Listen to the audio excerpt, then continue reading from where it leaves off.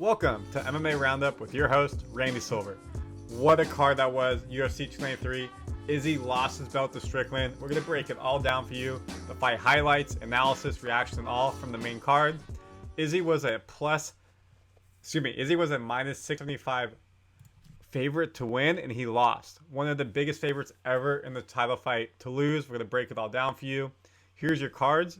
In the scroll bar, you'll be able to see all the winners from all the fights, but we have the 5 fights in the main card for you. Last pay-per-view, Sterling lost his belt to Sugar Sean. Izzy just lost his belt to Strickland. Does this mean that Islam is going to lose his belt to Charles and John will lose the belt to Stipe? Right now, champions are 0 for 2. Start August, September. We'll see how October and November goes. People in the crowd of this fight. You had Kai. He was supposed to fight on this card. He did not. He got a concussion, so he was out. And this was bad blood we'll talk about with one of the fighters. Dan the Man Hooker was there. Jared Canner. He was a backup fighter for the main fight. He didn't have to fight, of course, because that happened. But he got paid to be there. Your current BMF, Justin Gaethje, in town. Nathan Cleary in Austin, an Australian professional rugby player. Current champion of the featherweight, Alexander Volkanovski. You know he wanted to be on this card. He got surgery and his wife had a baby 2 days ago, so probably for the best. Gilbert Burns was in there supporting. Jamal Murray, NBA champion, supporting Izzy. Sterling was there. Rematch Sugar, put it on national television. Sugar responded, Twitter, no. So a little bit fun, and now we'll dive into the fights. Here are the walkouts, Izzy and Sean. Sean's been wearing that hat all week, a little bit Australian flavor. Tail of the tape, Izzy's 6'4", to Sean's 6'1", 185 to 186. Izzy's 34, while Sean's 32. Izzy has the reach advantage at 80 inches versus Sean's 76 inches. Izzy can go switch while Sean's orthodox. Throughout the whole lead up, the fight was going to be Sean is a boxer by trade. Izzy's a kickboxer. Can Izzy's reach keep Sean away so he can't get in the pocket and punch? And that did not happen here, as you'll find out as we go into it. Here's Sean warming up. Sean walking out right here. Sean's a Sean's a jiu-jitsu black belt. You would expect him only to be boxer, but no, he can do much more than that. He has the 3rd highest strike rate in the UFC middleweight history. He has the highest strike defense among active UFC middleweights at 65%. Izzy walked out, no antics, got out straight with the business from Nigeria, but fights out of New Zealand. Current middleweight champion, he got his belt back from Alex Pereira when he lost it. He is trying to become the best middleweight, longest middleweight of all time, only succumb to Anderson Silva, but he's not going to get there now with this loss. Second most title fight wins in UFC middleweight history with 8, 16 wins by knockout. Here's your tail of the tape one more time. Izzy was very stoic, ready to go for the fight. Sean looked ready to go as well. He has a 27-5 record. Izzy, 24-2 record. But let's look at this. Sean, out of DraftKings, was a plus 49 underdog, meaning if you bet $100 on Sean, you won $490. Izzy is a minus 675 favorite, meaning if you bet $100 on Izzy, you'd win $6.75. Whew! Not a good margin there if you're betting Izzy. That means he's heavy favorite to win. Izzy has gone into every fight as the favorite in the UFC. Right before the fight, they did not touch gloves. Izzy ready to go, mean mugging. And then the fight starts. Izzy's in red and Sean's in white. Fight started as you would expect, very much feeling out. Izzy tried to keep the distance. Sean tried to get in. Izzy was on the back foot the whole fight. Back on the cage, having to move around. Sean really controlled the cage well and was able to get Izzy uncomfortable.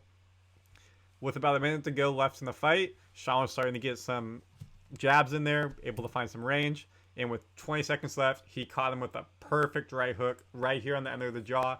Wobbled Izzy. He fell down. Sean went for the kill. Very controlled, though. Credit to the referee, Mark Goddard, for not trying to end the fight there. Let Izzy get back up, get out of it. He was able to make it out of the round. But he was hit, and he felt the power of Sean. Here's a picture of it. You can see flush on the jaw. And then some ground and pound as he was able to get back up. Here's another photo of it right here. Boom, right on the jaw. Sean did not look like he was breathing hard at all between the rounds. He looked like he was in amazing shape. They said during the telecast that he was sparring 15, 20 rounds to prepare for this. So 5 rounds would be easy for him. Moving the second round, Sean won the first round easily 1-0 because of that knockdown. Head strikes 27-1 at one point. Just unbelievable. Izzy could not find his range, especially on the jab, and Sean was picking him apart. And you'll see at the end of this fight, Izzy's face was definitely swollen up.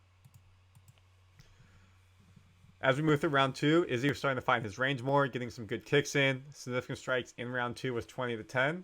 Izzy was able to, from that, move through and win the fight. Win round 2. In the corner, Sean again didn't sit down, was not doing much, was just getting his coach to cuss at him, pumping him up. Izzy was getting his face worked on. So after 2 rounds, as most people said on Twitter, it was 19-19, each have a win. Izzy with some good kicks, Sean winning with the jab and the punch. Halfway through round 3, where if you look at the significant strikes, about even, 40 and 44, but look how many Izzy threw, 125, and he only landed 40 of them, 32% percentage to Sean's 53%. That is not an Izzy type of fight. He's usually very precise. 1 minute left in round 3. Again, you can see Izzy's usually on the fence. Significant strikes in round 3. Izzy was 17, but Sean with 9. But when Sean hit Izzy, you could feel it. The punch really, really affected Izzy. So we look at the corner. Sean went in and actually won the 3rd round there. We can see that even though he had more strikes, Izzy did, Sean's were more power punches and created more damage. So now Sean's up 2-1. And that's what most people said on Twitter as well. Sean up 2-1. Again, Izzy is on the back. You can see Sean's controlling the middle of the ring. Sean's controlling the middle of the ring here.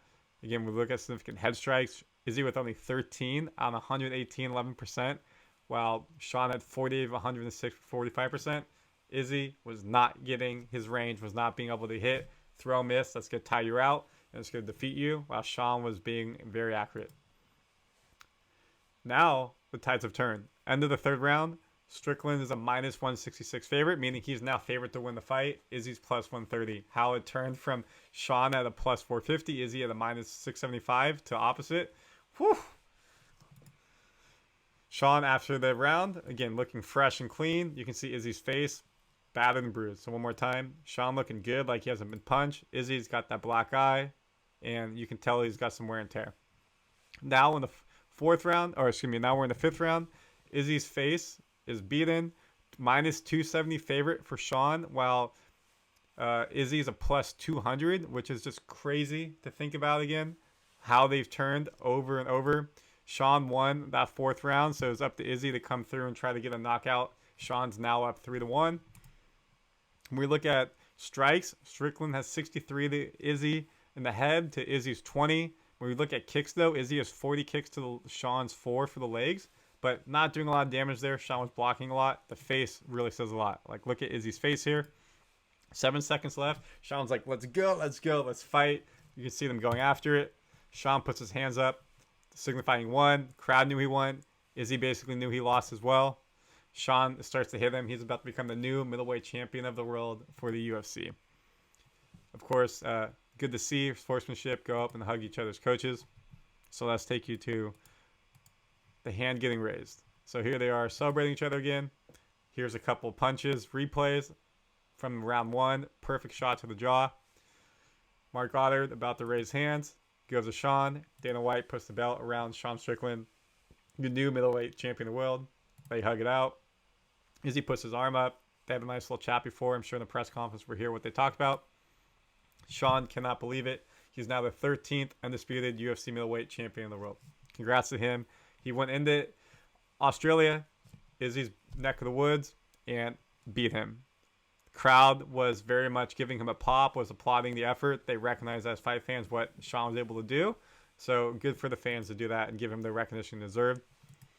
Here he is celebrating, talking on the mic, talking about you can achieve your goals, what he was able to overcome. Him and his team celebrating. Fans giving him love as he walks out. When we look at the final stats, the cards were 49-46 all to Sean. So that means he won 4 rounds to 1. Sean's now 27-5, while Izzy's 24-2.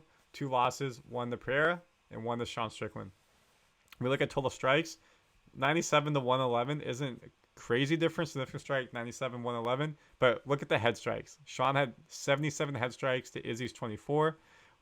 Even though the leg strikes 45 to 5, Izzy's leg strikes were more like taps, they weren't really affecting him. Sean was able to stay in the pocket, keep Izzy on his back foot the whole time. And nobody tried to take down. Maybe Izzy should have gone for that and seen what could have done. But again, Sean's a black belt in jiu-jitsu, so who knows what that could have done on the ground. So Izzy's last fights have obviously mostly been title fights. Lost to Pereira, then was able to get it back with the highlight knockout, arrow, and in his first fight as the champion again, did not get the W. So interesting to see what he does. Assume he'll probably take some time off. He's been fighting a hellish schedule and hang out. While Sean shouldn't have been here. Duplessis was supposed to be the man to fight. That did not happen. He did not come to the battle. He has a foot injury. Izzy lets Sean come in here. UFC really didn't want Sean here, but it made it happen, and Sean shocked the world and got the W. So it'll be interesting who he fights next. This opens up the middleweight division to fight anybody. Not really sure Izzy deserves a rematch besides for just being a longtime champion. In this fight, not a lot would say anything would change unless Izzy comes out hurt. So it's Ariel said on Twitter, UFC brass did not want to book this fight, dragged their feet, tried to book at least 2 other main events because they didn't think Strickland was game, booked it a month ago because no other options. Crazy sport. So that's how you get to Sugar Sean, new title winner. Strickland, new title winner. Is Charles going to do it? Is Stipe going to do it for the next 2 pay-per-views? That is your UFC 23 recap of the main event. So now let's do the co-main event and everything else. Let's show you. Your co-main event, Alexander Volkov versus Tai Tuivasa. Tail the tape. Alexander's 34 to Tai's 30. Alexander's a whopping 6'7" to Tai's 6'2", and you'll see this in the cage. The reach advantage was different. It was massive. Here they are walking out. Volkov is 36-10, while Tai is 15-5. And look at this difference. You can totally see it. Volkov looked like he was moving better. Tai looks like he's in more shape than previous fights. It was definitely feeling out in the first round. Volkov got a couple nice punches and kicks.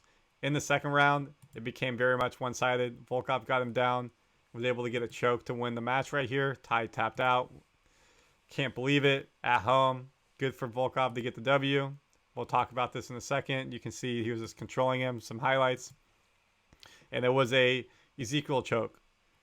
Only very few have ever happened in the UFC Ezekiel choke, so good for him.